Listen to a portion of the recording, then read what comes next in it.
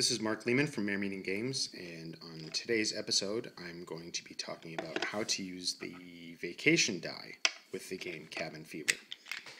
So the vacation die is the one different color die that you get with the game, in addition to getting the cabin and the 5 scoring dice. And there are 3 times that you get to use the vacation die.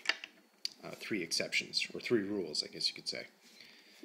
The first exception is when you roll 5 of a kind, with the exception of 6s. If you roll 5 6s, that's called a nor'easter. Now, rolling 5 of a kind is called a vacation, and this only happens when you roll all 5 dice, not when you build up match sets through the progression of your turn. You have to roll all 5 dice at the same time and get 5 of a kind, using 1s, 2s, 3s, 4s, or 5s to score a vacation. And when you do that, you automatically score 300 points. Additionally, you get to use the vacation die. And what the vacation die does is it allows you to pick a number. So let's say I pick 4. And basically, my vacation starts at the end of my turn and persists, unless somebody else scores a vacation, until the end of my next turn. Now, if anybody collects points, if anybody collects points with a 4, so basically if they use the scoring dice and they roll a 4 as one of their match sets, I automatically get 50 points. Only 50 points. I don't get 50 points for each 4 that they use, just if they score using 4s. So, let's say the next player scores 8 points on a pair of 4s. I would get 50 points. My vacation persists until my next turn, until the end of my next turn. And on my next turn, I get to use the vacation die as one of the scoring dice, which is very nice because now I have 6 dice to roll to build my match sets with. Sorry, that was another 4. But as you can see, I've got 3 4s, and now I can collect 120 points, or I have 3 dice now to continue building matches with, and 2 5s. So I'm going to take the 130 points right there, and end my turn. And now the vacation die, my turn is over. The vacation die goes back. But remember, my vacation continues until the end of this turn, and I scored on 4s, so I get an additional 50 points.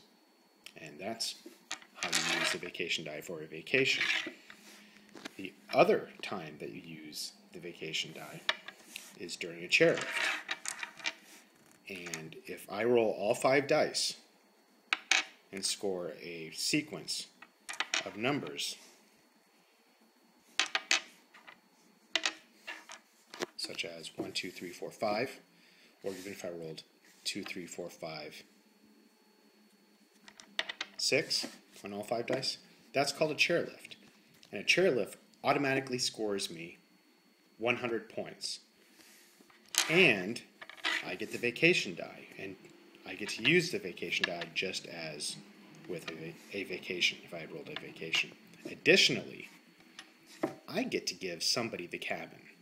And if you remember from the previous episodes, if you have the cabin, you cannot score. You cannot collect points. So I get to assign the cabin to another player who I think is in the lead or too far ahead. And that's it. And the other time you get to use the vacation die is when you roll a broken chairlift, which is when you have a broken sequence. So let's say I had something like this. Now, this is a good example of a broken chairlift because, as you can see, I have a pair of 6s, but I also have a broken chairlift. As you know, if you have a pair of 6s, you can attempt for something called a thaw.